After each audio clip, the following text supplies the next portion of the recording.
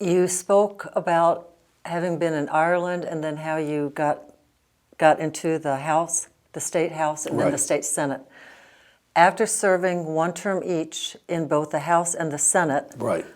what made you decide to go beyond that for bigger and better?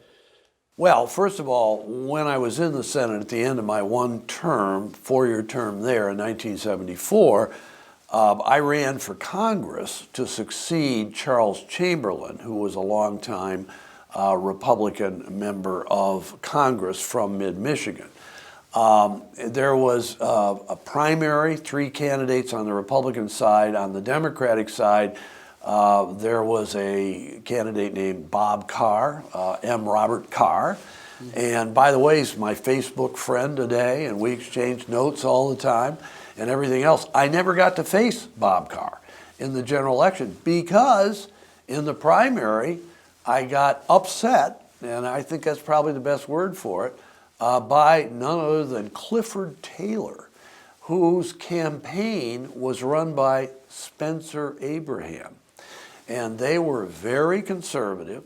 I was a very moderate, Milliken moderate Republican, astoundingly so. The things I voted for today have made modern Republicans' hair stand on end when they see it. So I think it came back to haunt me in the primary, and I finished second out of 3 candidates.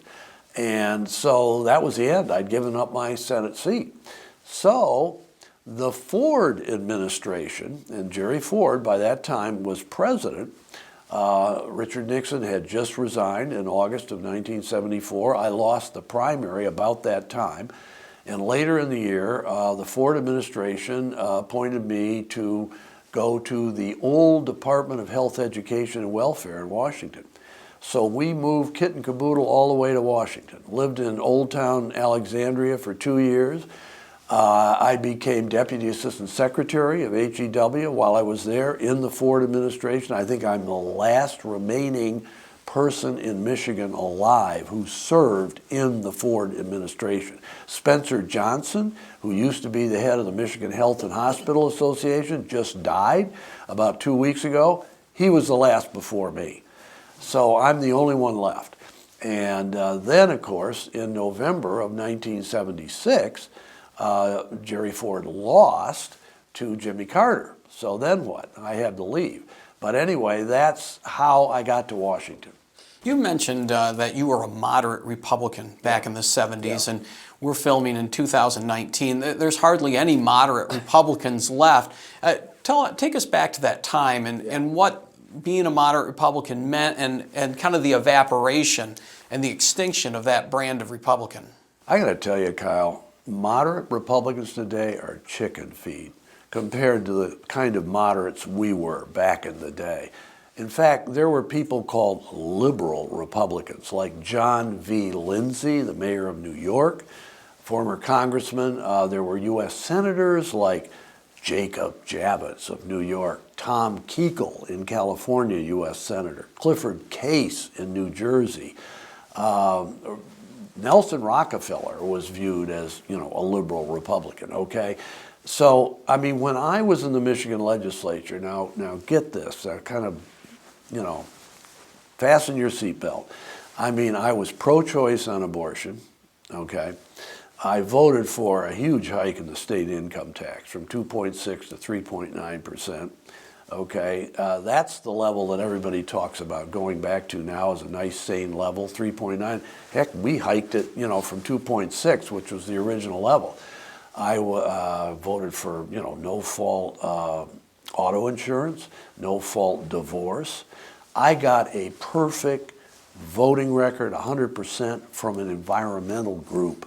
I don't know whether it was the Michigan Environmental Council, whether it was Sierra Club, whatever. I was one of like 3 Republicans that had a perfect record. No Democrat had a better record than I did. I was the sponsor, the prime sponsor in the Senate of the Equal Rights Amendment. My name is on the Equal Rights Amendment. At the time we passed it, we were one of the first states to do it. And of course, it came within an ace of being approved. So it was just different back then that, I mean, today you equate party with ideology. Right. You're a Republican, you're a conservative, you're a Democrat, you're a liberal. Was there more mingling back in the 70s than there is now? You know, mingling ideologically, Yeah. there was more mingling. Yeah, I mean, you do these roll call analysis. I know MERS does this, in which you evaluate voting records. You know, who's Well, the you most championed liberal. that in Yeah, Inside and Michigan I did politics. with Inside Michigan Politics. And I'm saying today the gulf is cavernous between the two sides. I mean, there's hardly any meeting in the middle.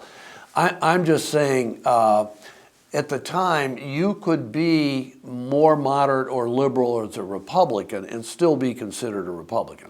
The Democrats had no illusions about me being, you know, a Republican. They didn't think, oh, we can recruit this guy Ballenger. He's going to, you know, maybe switch parties, or he's going to join us, or, you know, we can always count on him for what. No, they couldn't.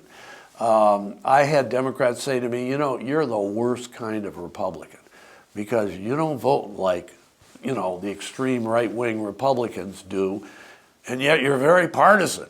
And so, you know, so it was a totally different situation, a totally different ballgame. There were a couple of other legislators, Gil Bursley, a state senator from Ann Arbor. Can you believe the entire Washtenaw legislative delegation was Republican? No. Well, they were all Republicans. And Carl Purcell, who was from Plymouth, later became a congressman. He was pretty liberal. So we were moderate to liberal, much more liberal than so-called moderates today. These guys and gals today who call themselves moderates or are called moderates, they look like right-wingers to me. You have covered your races for the Michigan House and the Senate and Congress. There was one other race that you undertook and that you put a lot of shoe leather into. Whoa, yeah, I know. We're leaping ahead here. Yep. This is 1982. And I want to get all of the races all the taken races. care of. Well, that really was a race to remember because I did a walk through Michigan. I decided as a strategy, and Jerry Rowe was one of the inspirations for this. He said, you know, this would be a great idea. So I started out in mid to late January of 1982. Now, let me set the stage here. Don Regal was the U.S. Senator, and he was completing his first 6-year term. He was running for re-election. And there were 4 Republicans running for the nomination for the right to oppose him. Me and a former congressman from the Upper Peninsula named Phil Ruppe, and Bob Huber, a former state senator, a former mayor of Troy, and Dean Baker, who was a regent of the University of Michigan. We were the 4. And I decided I'm going to walk through Michigan. Walk through Michigan. The length of Michigan, and well, it turned out the breadth of Michigan as well, and I can explain why. But this was not a freakish stratagem. Lamar Alexander in Tennessee, who is a U.S. Senator today, a former governor of Tennessee, he did this in Tennessee. He walked through Tennessee. Lawton Childs, a Democrat in Florida, called Walkin' Lawton. He walked through Florida and became governor of Florida. This was done in some other states. So what I did was I started out in mid to late January 1982. I will never forget it. It was one of the coldest winters on record. It was 19 below zero at the International Bridge in the Sioux when I started my walk, and Jerry Rowe went up with me. And You started in the Upper Peninsula? Started in Sault Ste. Marie. Why did you do that? Because you want to come downstate, wend your way downstate, and get down to where all the action is and the population is as you get nearer the primary in August, okay? And so I decided, well, maybe starting in Iron Mountain is a little too far away. Maybe Marquette is even a little too far away. I think I'll just kind of cheat a little bit and get over here on the east edge. I'll start in Sault Ste. Marie. Do you realize I covered in 2 days the walk from Sault Ste. Marie down to the Mackinac Bridge. You had to keep warm. That's probably why. You know what? I had frostbite on my face at the end of that day.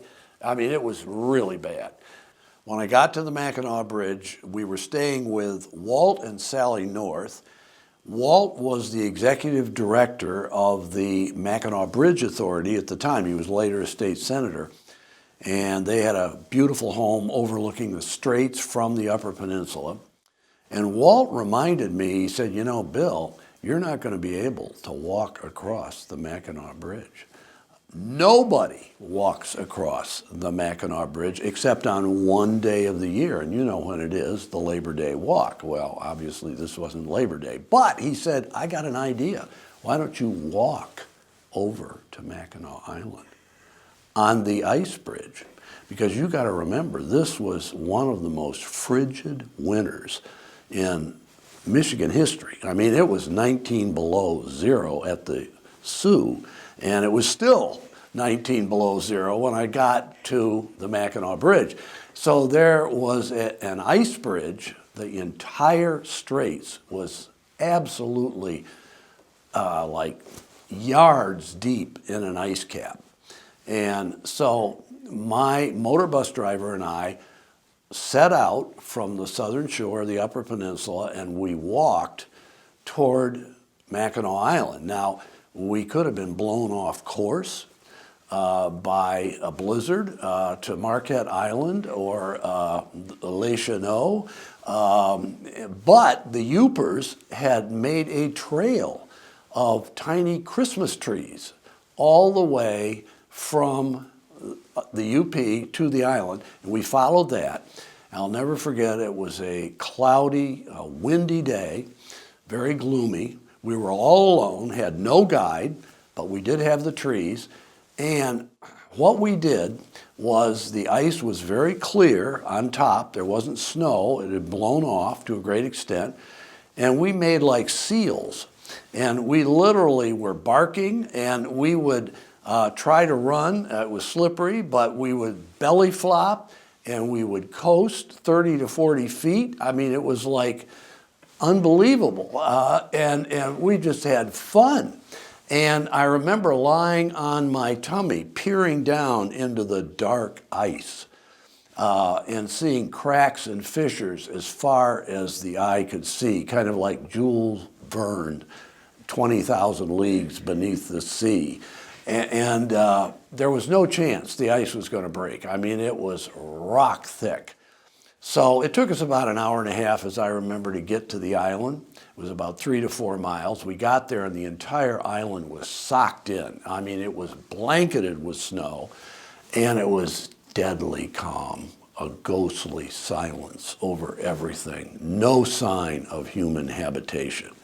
But we knew that there was a meeting of the village council down in the Mackinac Island town, so we made our way there, shouldering and struggling our way through the drifts, and we got there, and these were the only people we ever saw on the island, the village council, and they looked at me with bemusement and some laughter as I reported to them how I happened to be there and why I was there.